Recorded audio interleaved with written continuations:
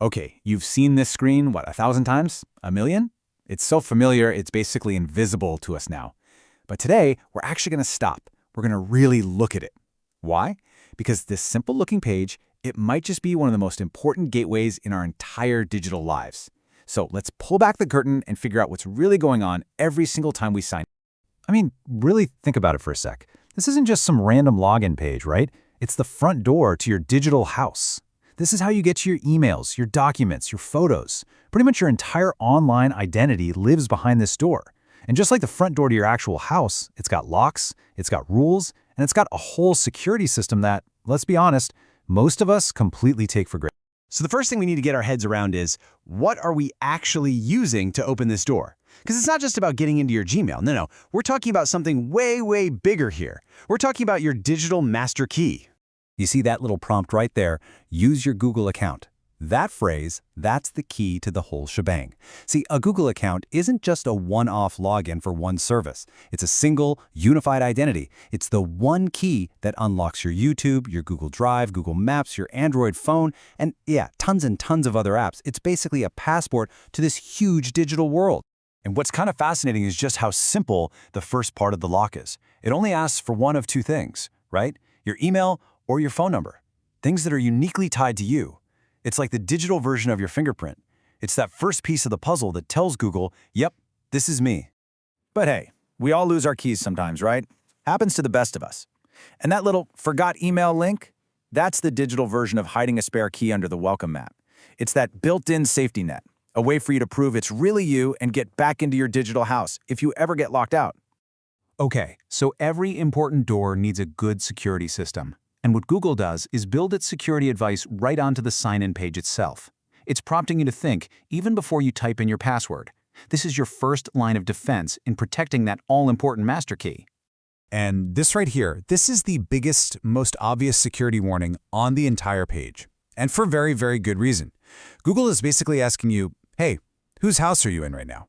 Because trust me, the answer to that question changes everything about what you should do next.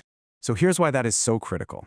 On your own computer, your own phone, that's your trusted space. But on a public computer, think library, hotel, a friend's laptop, you're suddenly in a much higher risk environment. If you're not careful, if you don't log out properly, the next person who sits down could potentially waltz right into your digital life. Your emails, your documents, everything.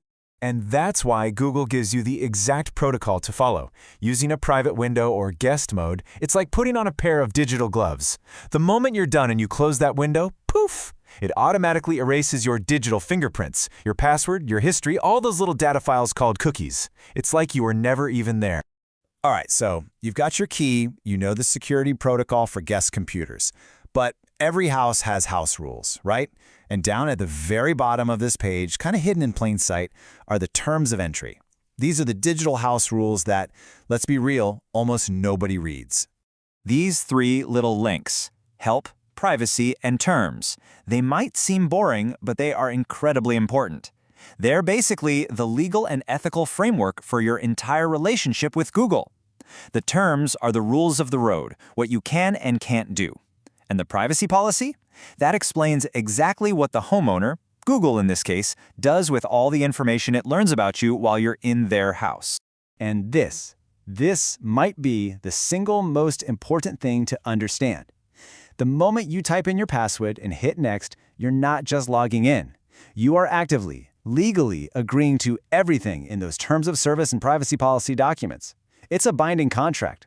It's a digital handshake that you make every single time you open this door. So, let's recap. We've looked at the door, the lock, the security system, and the house rules. But all of this, it brings us to one final really crucial question about your digital home. And it's a question that comes directly from those agreements we just talked about, the ones we all accept without reading. Just think about this for a second. Every time you use that super convenient sign in with Google button on some other website or app, you're essentially making a copy of your master key and handing it over. And those agreements we just mentioned, they're the ones that define what those other companies can do with that key. So the final question isn't just about protecting your own key. It's about asking yourself, how many copies have I made and who's holding them right now?